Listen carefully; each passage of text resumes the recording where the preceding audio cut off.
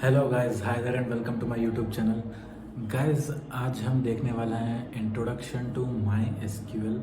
My SQL के interview point of view से क्या क्या पूछा जा सकता है। सो गाइस, हम स्टार्ट करेंगे the important topic that is asked in interview questions very frequently, that is normalization. Guys, normalization क्या होता है, आज हम इसके बारे में देखेंगे। नॉर्मलाइजेशन किस तरीके का होता है, कितने फॉर्म्स के होते हैं and what are the forms, और हम कितने फॉर्म नॉर्मलाइजेशंस के यूज़ करते हैं in daily life. So let's start. तो गाइस अभी हम देखने वाले हैं कि फर्स्ट नॉर्मल फॉर्म क्या होता है। फर्स्ट नॉर्मल फॉर्म में ये होता है गाइस कि हमें एलिमेंट्स और द एट्रीब्यूट्स और कॉलम जो भी होते हैं वो ग्रुप्ड मल्टीपल या फिर ग्रुप्ड वैल्यूज नहीं कंटेन करना चाहिए। गाइस कभी कभी क्या होता है ना, एक ही कॉलम के अंदर दो दो मल्टीपल वैल्यूज आ जाते हैं। ये नहीं कर सकते हम। फॉर एग्जांपल मैं अभी आपको एक बताता हूँ गाइस। ये देखिए गाइस, ये देखिए एम्प्लॉय आईडी है, एम्प्लॉय नेम है, employee phone number. Employee phone number is a attribute that contains multiple values guys. Multiple values ऐसे नहीं होना चाहिए गाइस। ये फर्स्ट नॉर्मलाइज्ड फॉर्म का रूल है।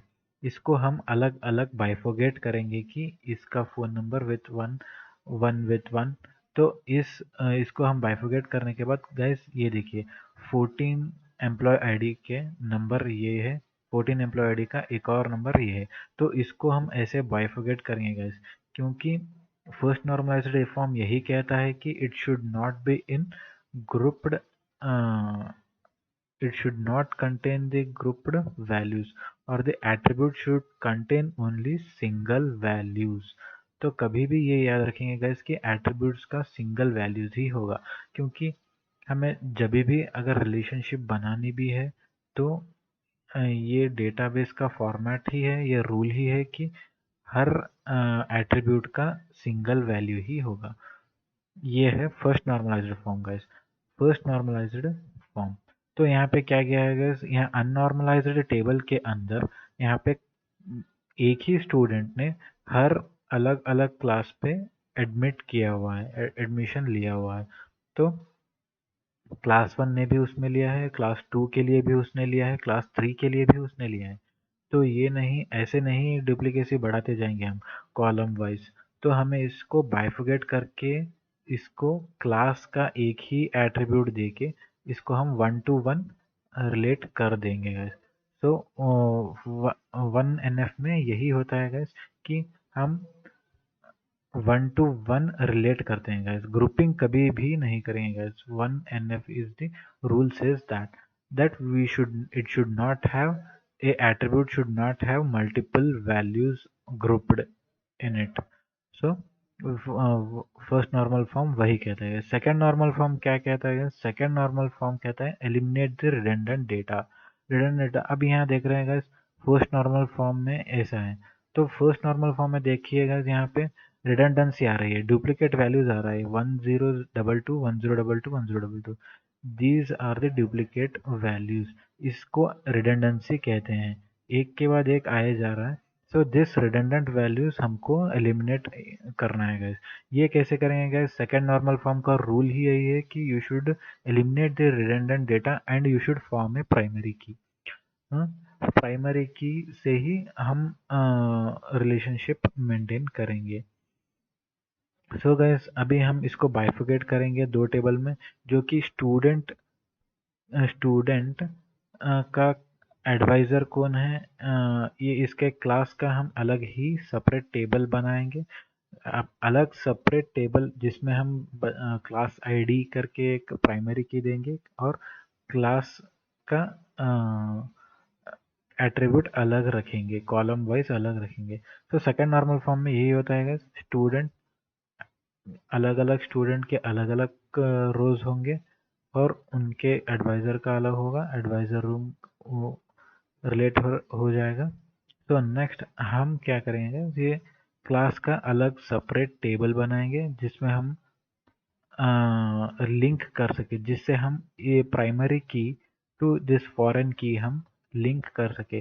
अब ये क्या है गाइस, स्टूडेंट यहाँ पे ये टेबल में is a foreign key which will relate to the student in the student table. So guys ये प्राइमरी की है, ये फॉरेन की है। फॉरेन की यानी गाइस कि वन टू मैनी रिलेशनशिप। जब भी हम रिलेशनशिप लगाएंगे, लाइक फॉर एग्जांपल इस लड़के ने 1022 के लड़के ने कितनी बार कौन से कोर्सेज में एडमिशन लिया है, इसको हम जानने के लिए फॉरेन की का इस्तेमाल करते हैं। And this is the foreign key and this is the class. Third normal form क्या कहता है guys, eliminate the data not dependent on key. जो कि गाइस थर्ड नॉर्मल फॉर्म में ये होता है गाइस कि अगर data which is not even related to that particular table, तो हम उसको इस टेबल में रखेंगे नहीं। जबकि गाइस यहाँ पे देखिएगा सेकंड नॉर्मल फॉर्म में स्टूडेंट और उसका एडवाइजर कौन है हमको पता है, बट एडवाइजर रूम, क्या ये स्टूडेंट से एडवाइजर रूम का कोई रिलेशन हो रहा है गाइस? नहीं, क्योंकि advisor room is related to advisor, but advisor is mainly related with the student। ये क्या हो रहा है, पार्शियल डिपेंडेंसी हो रही है, ट्रांजिटिव डिपेंडेंसी और दी पार्शियल डिपेंडेंसी कहते हैं इसे हमें।